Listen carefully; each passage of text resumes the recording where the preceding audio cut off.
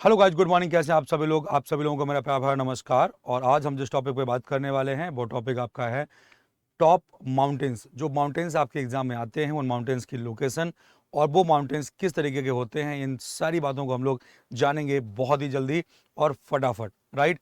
तो अगर माउंटेन्स की अगर हम बात करें तो माउंटेन हमारे कितने टाइप के होते हैं, तो इनकी अगर बात करते हैं तो माउंटेन्स हमारे आते हैं कुल मिला के ये 4 तरीके के आते हैं। और वो 4 तरीके के माउंटेन्स हमारे कौन कौन से हैं जरा देखेंगे एक बार। वो माउंटेन्स हमारे आते हैं, जैसे कि पहला बात करेंगे कि माउंटेन होते क्या है, कि कोई भी अपलिफ्टमेंट ऑफ द पार्ट, मतलब कोई पार्ट अगर पृथ्वी का मान लीजिए ऐसे आपका पृथ्वी का पार्ट है, कोई पार्ट ऐसे उठ जाए ऐसे करके, या ऐसे उठ जाए या ऐसे उठ जाए, तो उसको क्या बोलते हैं हम लोग? माउंटेन बोलते हैं।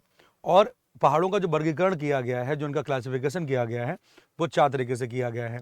पहला, जिसमें आते हैं स्ट्रक्चरल माउंटेन, जिनको बोलते हैं संरचनात्मक माउंटेन।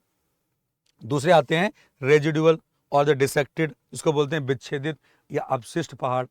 और तीसरी कैटेगरी इसमें होती है, वो है कौन सी? वोल्केनिक माउंटेन, जो कि है ज्वालामुखी पर्वत।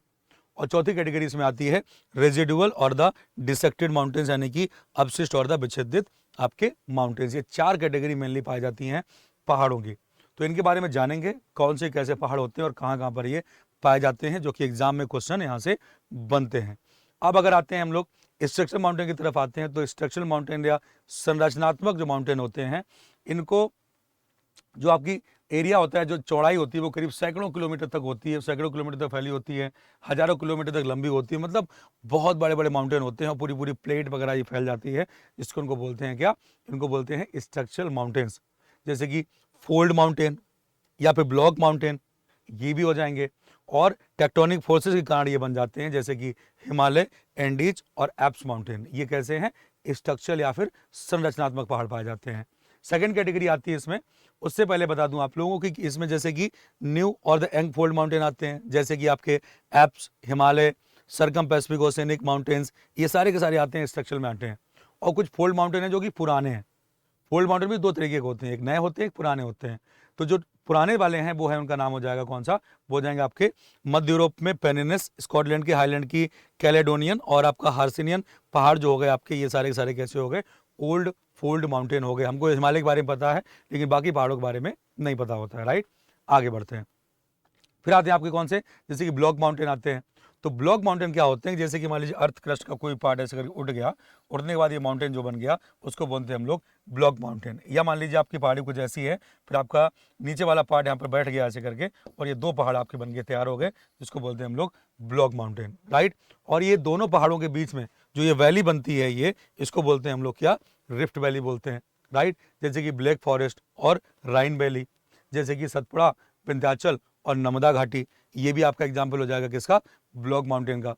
फिर आती कैटेगरी कैसी? वॉल्केनिक माउंटेन, इसको बोलेंगे ज्वालामुखी पर्वत।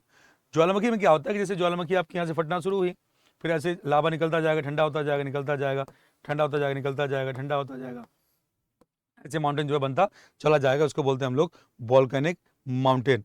क्योंकि जो वॉल्केनिक मटेरियल होता है ये जमा हो जाता है, जिसके जमा होने से ये स्लोप बन जाता है और ये माउंटेन का निर्माण हो जाता है, जिसको बोला जाता है वॉल्केनिक माउंटेन। और कुछ इस तरीके का दिखता है, देखेंगे आप लोग, कि लावा निकलता जाएगा, परत दर परत ठंडा होता जाएगा, फिर परत जमती चली जाएगी, फिर लावा निकलता जाएगा, फिर परत जमती चली जाएगी, फिर लावा निकलता जाएगा। उसको बोलेंगे हम लोग क्या?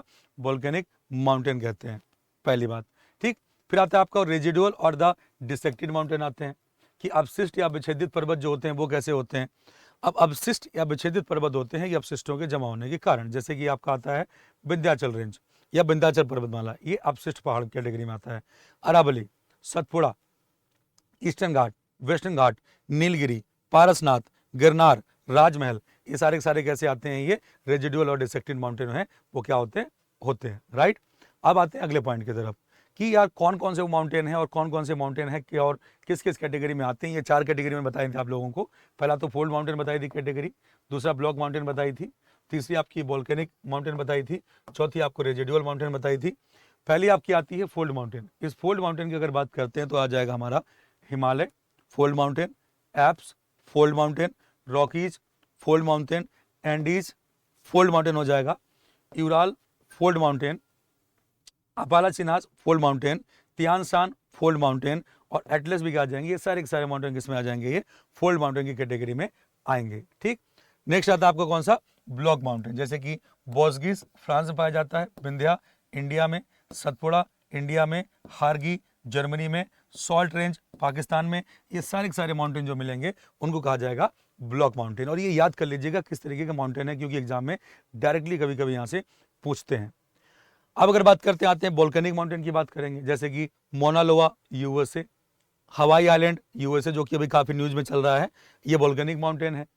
Fujiyama Japan, Popa Myanmar, Rainier USA, Kilimanjaro Tanzania, ये सारे के सारे माउंटेन और उनसे जुड़ी हुई जो जगह हैं ये भी आपके एग्जाम में पूछी जाती है, राइट। इस बार जो लग रहा है मुझे क्वेश्चन बनेगा एग्जाम में वो बनेगा आपका हवाई आइलैंड से, राइट, काफ़ी न्यूज़ में है। फिर आते हैं आपके रेजिडुअल माउंटेन्स। रेजिडुअल माउंटेन्स होते हैं जो अवशिष्ट से बनते हैं, जैसे कि आपके विंध्याचल की सीढ़ी, अरावली, सतपुड़ा, महादेव, वेस्टर्न घाट, ईस्टर्न घाट, पारसनाथ, ये सारे के सारे पहाड़ जो होते हैं उसको बोला जाता है क्या, रेजिडुअल या फिर अवशिष्ट माउंटेन कहते हैं, ठीक है। अब आते हैं यहाँ पर कुछ हमारे माउंटेन हैं, उनकी लोकेशंस देख लीजिए और उनकी हाइट देख लीजिए या लेंथ देख लीजिए, राइट। जैसे आपके एंडीज की बात करेंगे तो एंडीज आपका पड़ता है साउथ अमेरिका में पड़ता है, ये आपका एग्जाम में पूछा जाता है। ये वो पहाड़ हैं जो कि एग्जाम में बार बार पूछे जाते हैं। रॉकीज की बात करेंगे तो नॉर्थ अमेरिका में पड़ता है, 4800 किलोमीटर, ये 7200 kilometre. Great dividing range Australia में है, 3500 किलोमीटर। हिमालय जो है इंडिया नेपाल में है, 2400 किलोमीटर के आसपास इसकी लेंथ पड़ेगी। एटलस नॉर्थ वेस्ट अफ्रीका में है, 1930 किलोमीटर के आसपास इसकी रेंज पड़ेगी, लेंथ। वेस्टर्न घाट यानी कि पश्चिमी घाट जो पड़ेगा ये आपका वेस्टर्न इंडिया में पड़ेगा, 1610 किलोमीटर इसकी रेंज पड़ेगी। कॉकॉस की बात करेंगे तो यूरोप हो जाएगा जो कि हमारा 1200 किलोमीटर इसकी लेंथ पड़ेगी। Alaska USA 1130 kilometre. Apps mountain Europe जो कि आ जाएगा 1000 किलोमीटर। तो ये कुछ फेमस माउंटेन हैं जो कि आपके प्लेस के साथ में, ये नहीं पूछा जाएगा, इसको याद करने की जरूरत नहीं है, इसको नहीं भी याद करेंगे तो चलेगा, लेकिन माउंटेन और उनसे जुड़ी हुई जगह ये आपके एग्जाम में जरूर पूछी जाती है। तो ये तो कुछ आपकी लोकेशंस हो गई, ये आपके मैंने टाइप बता दिया आप लोगों को। और इसके अलावा आपका आता है कुछ प्लेटू भी पूछे जाते हैं, आपके जो इंपॉर्टेंट प्लेटूज वगैरह हैं, जैसे कि अरेबियन प्लेटू। तो अरेबियन प्लेटू पड़ेगा आपका कहाँ पर, साउथ वेस्ट एशिया में पड़ेगा। डेक्कन प्लेटू जो पड़ेगा कहाँ पर, साउथ इंडिया में पड़ेगा। फिर आता है आपको कौन सा, ये कोलंबो प्लेटू यूएसए में पड़ेगा। फिर आता है अलास्का प्लेटू यूएसए में पड़ेगा। ग्रेट बेसिन प्लेटू यूएसए में पड़ेगा। फिर आपका आ जाएगा पामीर प्लेटू चाइना, ये भी आपका चाइना में पड़ेगा। मेघालय प्लेटू इंडिया में पड़ेगा। पेनिनसुला प्लेटू, और ये भी कहाँ पड़ेगा आपका, पेनिनसुला प्लेटू और इंडिया प्लेटू, ये इंडिया में पड़ेगा, राइट। तो कुछ फेमस पठार हैं वर्ल्ड के, वो आपके सामने यहाँ पर हाजिर हैं। तो इस तरीके से आप क्या करेंगे, इसको अच्छे से याद कर लीजिए। और ये कई सारे एग्जाम जैसे आपके पूछे गए हैं, कई सारे एग्जामों में सवाल आए हुए हैं, डायरेक्टली आए हुए हैं, तो इनको भी हम लोग देखेंगे आगे आने वाली क्लासों में। तो इन क्लासों से जुड़ने के लिए आप जुड़ सकते हैं टेक्स्ट बुक यूपी के साथ। और टेक्स्ट बुक यूपी को अभी तक आपने सब्सक्राइब नहीं किया है तो आप इसको सब्सक्राइब कर लीजिए। और मेरा टेलीग्राम चैनल है APS सर टेक्स्ट बुक, उसको ज्वाइन कर लिए। वहाँ पर आपको ऐसी वीडियोस जो हैं वो मिलती रहेंगी और हम लोग बात करते रहेंगे ऐसी वीडियोस के बारे में। तो कंटेंट अच्छा लगा हो तो लाइक करिएगा, शेयर करिएगा, सब्सक्राइब करिएगा और टेलीग्राम को ज्वाइन करिएगा। मिलते हैं हम लोग नेक्स्ट वीडियो में, तब तक के लिए goodbye, tata, take care, bye.